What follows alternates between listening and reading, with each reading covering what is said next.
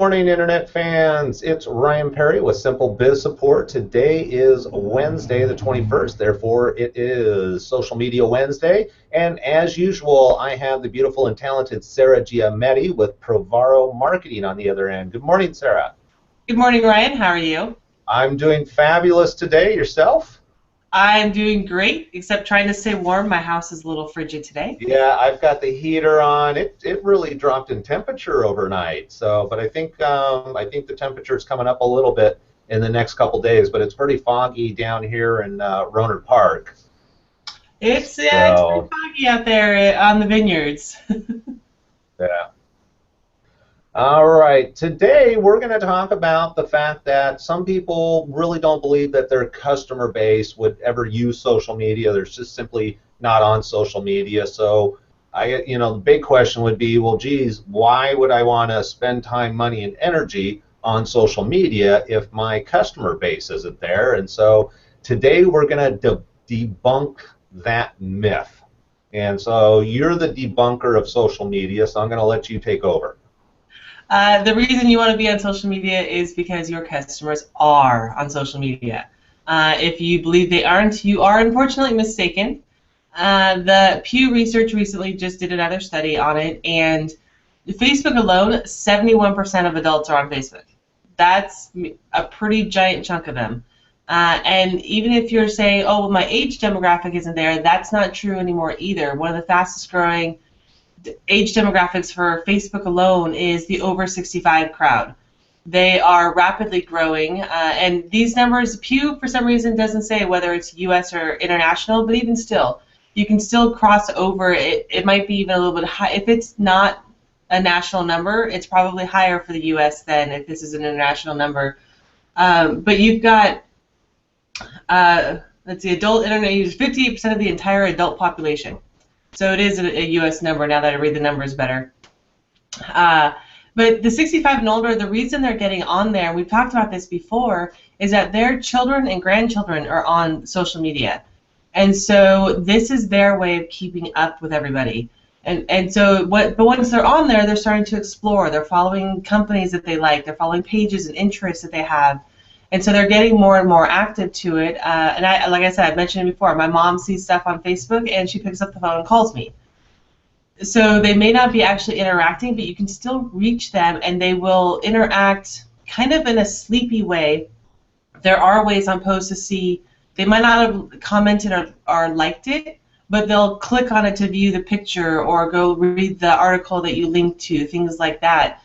And there are ways to see what those stats look like that are not quite as obvious, but they are there, that older group. So if your demographic is anywhere from 18 to 70, they're using social media. Facebook is the biggest one, but they're also on Twitter. Twitter's rapid. All the other social media platforms are showing rapid growth of users year over year.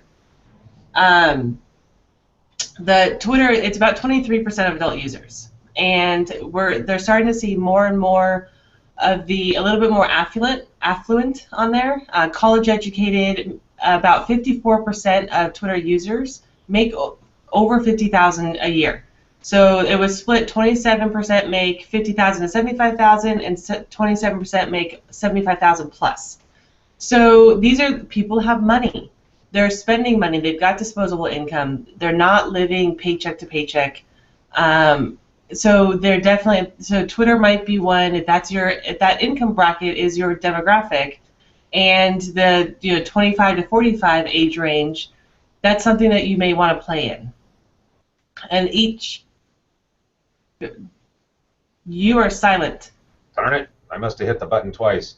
I was going to say that there's two things that pop up in my mind. One is the fact that you talked about Facebook. You start talking about the senior crowd and how they're engaging because of family, and that they may not be necessarily engaging in the same way that the younger crowd is by clicking, interacting, sharing, commenting, and those type of things. Which is a huge metric, but you got to think also about the brand opportunity.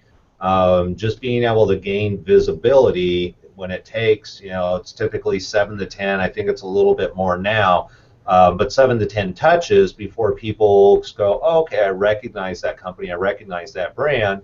A couple dollars spent on Facebook on a regular basis can generate brand awareness that you're not going to be able to get through other types of marketing.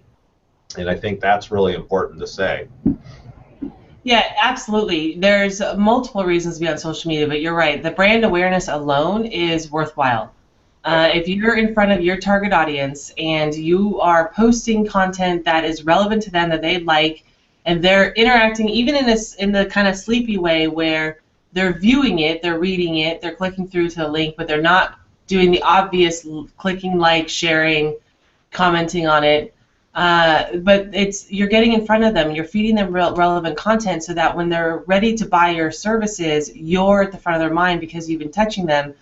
And then to the point you had said earlier before we had gone live was you're going straight to the person.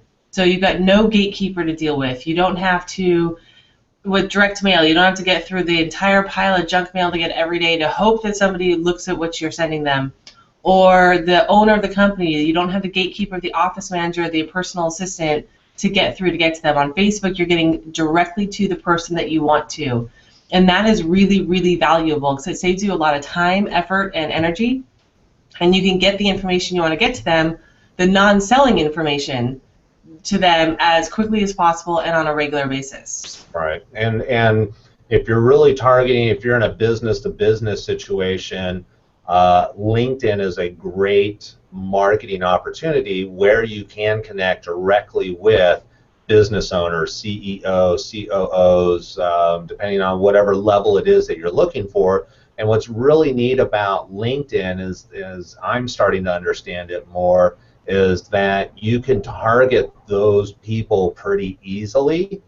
You just have to understand how the system works, and once you understand how the system works, being able to target those people is great because you can actually email people on LinkedIn, and it's going directly again to the president or directly to the CEO or directly to the owner of a business, and the open rate on LinkedIn is somewhere around 99%. I heard, versus conventional emailing when we know there's a lot of spam. However, LinkedIn is more of a trusted community, and therefore if you market on there correctly, understanding that it's a trusted community, you can get right in, and I can't tell you how many people are frustrated who are still doing conventional door-to-door sales or cold calling, how difficult it is getting past the gatekeeper. And so there's some great opportunities not only on LinkedIn, but Facebook and Twitter. And then, of course, if you get into, depending on what your product is, if you're selling an actual product, then maybe Pinterest and some of the other social media accounts or social media platforms might be a better way of actually marketing your goods. And sometimes, I'll talk to salespeople just simply because I have a lot of friends who are salespeople. And it's really about branding yourself these days. You should no longer just say, I'm a salesperson with XYZ. No, I'm the expert in whatever the industry. Let's say it's office supplies. I'm an expert in office supplies. Even though I work for ABC Office Supply, the fact that I'm an expert because I'm a salesperson, I want to promote myself as being the expert in that industry and educating people about new office supplies that are coming out that are going to make your life easier, make it more efficient, going to reduce cost and those type of things, because now I become valuable instead of just being a commodity, another salesperson who's like, hey, this is Ryan, I'll take your order.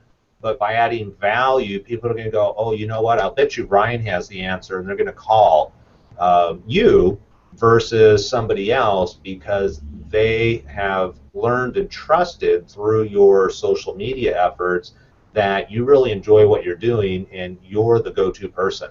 And I think there's a lot of value in that. Totally agree that, especially for us as business owners, we want to represent both the business and ourselves. And you can easily do that across all the platforms. You want to incorporate your company culture, your own culture, your your beliefs. However, I would caution against doing the really argumentative ones. Stay away from politics and religion. That would be my recommendation. But outside of that, you can still do a lot of your beliefs, your morals that don't specifically possibly alienate people with strict religious and political beliefs. We're all allowed to have whatever we want. However, if you are trying to run a business, I do recommend that you stay away from the argumentative stuff. You know, I follow that all the time. I have very strong beliefs in some things, and I post very little about it on Facebook, even on my personal side. And my personal side, I'm very cautious about who I have on there, but I do have business associates on there, and so you wanna be careful about what you put out there. My husband doesn't follow those rules all the time. That is very obvious by the number of kitty pictures that he posts. Hey, he likes the cat, which is great. But each platform does have a purpose, and each platform has their own majority of the age group or gender. And so you want to look at who your target market is, and you want to know gender, age, income, what they do for a living, and then look at the different platforms. Pretty much everybody's on Facebook with 71%. That's a pretty high number. But you've got LinkedIn. You've got 28% of the adult population is, or 20% of adult internet users are on there. 50% of college graduates are using LinkedIn. They are the dominant force on LinkedIn. And college graduates, it is a stereotype, they tend to have higher paying jobs and tend to be more of the entrepreneurs. Not always. There are plenty of entrepreneurs where college just wasn't their thing. But you got to go with what the trends tend to be. And so you can look at that. Pinterest is primarily women, but they're seeing a huge growth in men using Pinterest. I think 13% of Pinterest users are men, which is for a platform that's all about pictures and tend to be home. Yeah, the pictures are they're not pictures of trucks, motorcycles, Corvettes, and bikini babes. It's not flower true. arrangements, it's recipes, it's, oh, look how they get skinny, it's all that girly stuff. That's not true. It appears that way because it's been primarily women, but you can pin whatever you want to it. So as the men are using it, you can pin things like trucks and camping gear and guns if you're into that. So you can create your own boards with the own pictures you want to do. So with, you know, you've got kind of a captive audience there, and the men are growing every year. I think it was 8% last year, and it's 14% now. So that's a pretty significant growth on a platform that is predominantly women and known to be predominantly women. Right. So if your target market are men, you might be able to wipe the floor with your competition because there aren't very many people on Pinterest advertising or marketing to men.